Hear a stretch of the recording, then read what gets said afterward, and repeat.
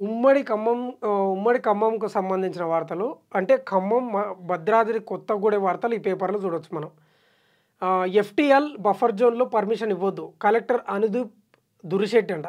Layout committee సమావేశంలో పాల్గొన్న collector. పారదర్శకంగా లేఅవుట్‌లకు అనుమతులంట.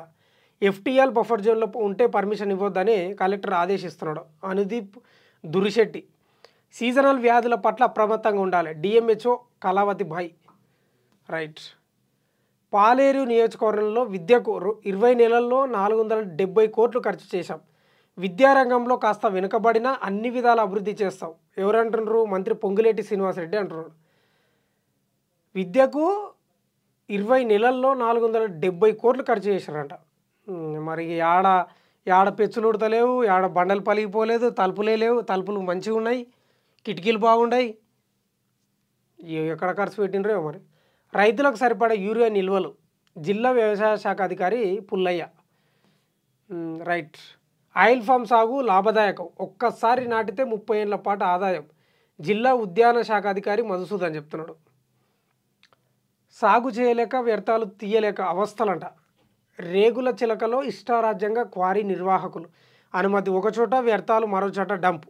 ఎవరికి చెప్పుకోలేకపోతున్న బాధితులు ఫిర్యాదు చేస్తే సర్వే చేసి చర్యలు తీసుకుంటాం. మైనిక్ అధికారులు అంటారు.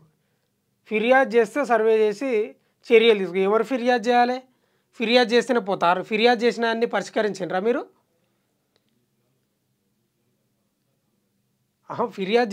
ఫిర్యాదు ఇంతకుముందు కూడా వేసిండ్రు. మళ్ళీ దాని మీద చర్యలు తీసుకున్నారా? ఏందో అందరూ కుమ్మక్కయ్యారు మీరంతా. పేదల భూముల్లో గ్రానైట్ పెడతాలంట. ఈ ఖమ్మం సిటీకి సంబంధించి ఖమ్మం జిల్లా రఘునాథపాలెం మండలం రేగుల చిలక గ్రామంలో గ్రానైట్ క్వారీ వ్యర్థాలు ప్రజలకు తీవ్ర ఇబ్బందులు కలిగిస్తున్నాయి. ఎవరైనా క్వారీని తవ్విన తర్వాత వాటి వ్యర్థాలను స్థానిక గ్రామ పంచాయతీ లేదా మండల కార్యాలయాల నుంచి అనుమతులు తీసుకున్న స్థలంలో వేయాలి. కానీ రేగుల చిలక గ్రామంలో క్వారీ నిర్వాహకులు వ్యర్థాలు వేసేందుకు అనుమతి తీసుకున్న 2 ఎకరాల 14 గుంటల భూమి ఒక సర్వే నెంబర్లో ఉంటే వ్యర్థాలు మాత్రం సర్వే నెంబర్ 79, 80లో పోస్తున్నట్లు బాధితులు వాపోతున్నారు. ఈ గ్రానైట్ క్వారీ యజమాని వెనుక అధికార పార్టీ నేతల అండదండలు ఉండటంతో ఇష్టారాజ్యంగా వ్యవహరిస్తున్నట్లు విమర్శలు వస్తున్నాయట. 100% వస్తాయండి. ఈ క్వారీ వెనుక రాజకీయ నాయకుల ఫోర్సు 100% ఉంటుంది. వాళ్ళ అండదండలు కంపల్సరీ ఉంటాయి. ఇక మైనిక అధికారులు చెప్తున్నారు ఫిర్యాదు చేస్తే సర్వే చేసి చర్యలు తీసుకుంటామని.